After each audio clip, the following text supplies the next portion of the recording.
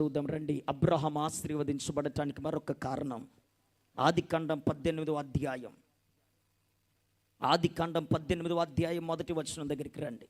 మరియు మమ్రే దగ్గరనున్న సింధూర వనములో అబ్రహాము ఎండవేళ గుడారపు ద్వారమందు కూర్చుని ఉన్నప్పుడు యెహోవా అతనికి కనబడెను.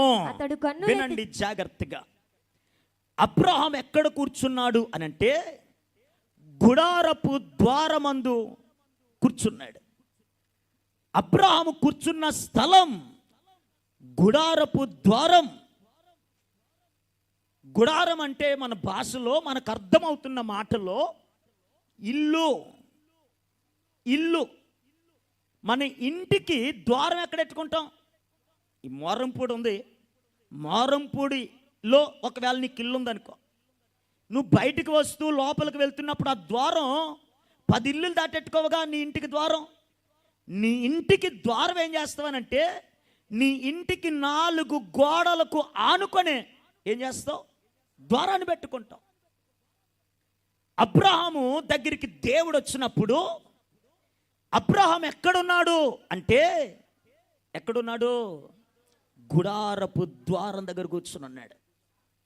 19వ వచనం దగ్గరికి రండి. 19వ అధ్యాయం దగ్గరికి రండి.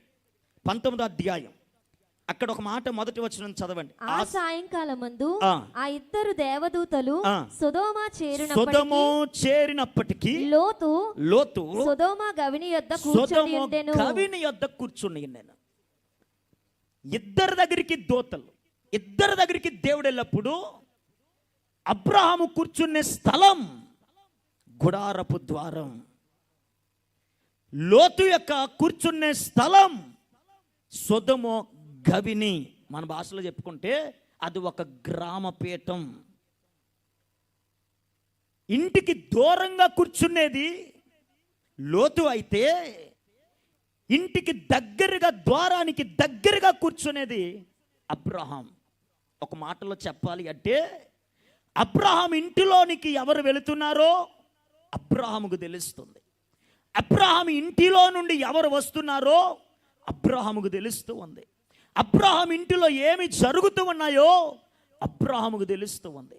కానీ లోతు ఇంటిలో నుండి ఎవరు బయటకు వస్తున్నారో, లోతు ఇంటిలోనికి ఎవరు వెళుతున్నారో, లోతు ఇంటిలో ఏమి జరుగుతుందో లోతుకు తెలియట్లేదు. ఒక మాటలో చెప్పాలంటే అబ్రహాము ఇల్లు ఒక మంచి ఆతిథ్యమిచ్చే ఇల్లుగా మారిపోయింది. కానీ లోతు యొక్క ఇల్లు విలాసవంతమైన జీవితంగా మారిపోయింది. విలాసవంతమైన జీవితం. అబ్రహాం ఆశీర్వదించబడటానికి మరొక మాట ఏంటో తెలుసా? ఈ మాటలో నేను మీకు తెలియజేస్తున్నది ఇంటి బాధ్యత కలిగిన వాడు అబ్రహాము. ఇంటి బాధ్యత కలిగిన వాడు ద్వారాన్ని ఆనుకొని కూర్చుంటాడు. ఇంటిని కనిపెట్టుకొని కూర్చుంటాడు. కొంతమంది తల్లిదండ్రులు, కొంతమంది ఇంటి యజమానులు ఇంటికి ఒక పెద్ద దిక్కుగానే ఉంటారే కానీ, ఇంటికి తల్లిదండ్రులుగా ఉంటారే కానీ వారికి ఏముండదో తెలుసా? ఇంటి బాధ్యత ఉండదు. పిల్లలు ఎక్కడికి బయటికి వెళ్తున్నారో, వారు ఎవరితో పరిచయాలు పెంచుకుంటున్నారో, వారి విధానం ఏంటో, వారి పనితీరేంటో, వారి నడుస్తున్న నడకేంటో, తన ఇంటిలో ఏమి జరుగుతుందో తెలియట్లే.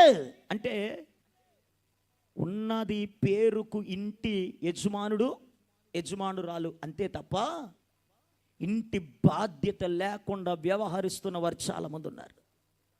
ఈ పూట దేవుని మాట సెలవిస్తూ ఉంది.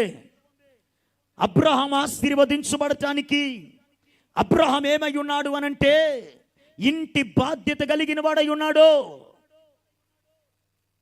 మన ఇంటిలో ఏ విధమైనటువంటి భక్తి ఉందో మనము ఎరిగిన వరమై ఉండాలి. మన ఇంటిలో ఎవరు ఏ రీతిగా నడుస్తున్నారో అది మనము ఎరిగిన వారమై ఉండాలి. నేటి తల్లిదండ్రులారా, మీ యవనస్తులు, మీ పిల్లలు, మీ కడుపున పుట్టిన బిడలు నీ ఇంటిలో నుండి వెళ్తూ ఇంటి లోపలికి వస్తూ వారి బయట పరిచయాలు, వారి లోపల పరిచయాలు, వారి నడక, వారి ప్రవర్తన ఎలా ఉంటుందో నీవు ఎరగగలుగుతున్నావా?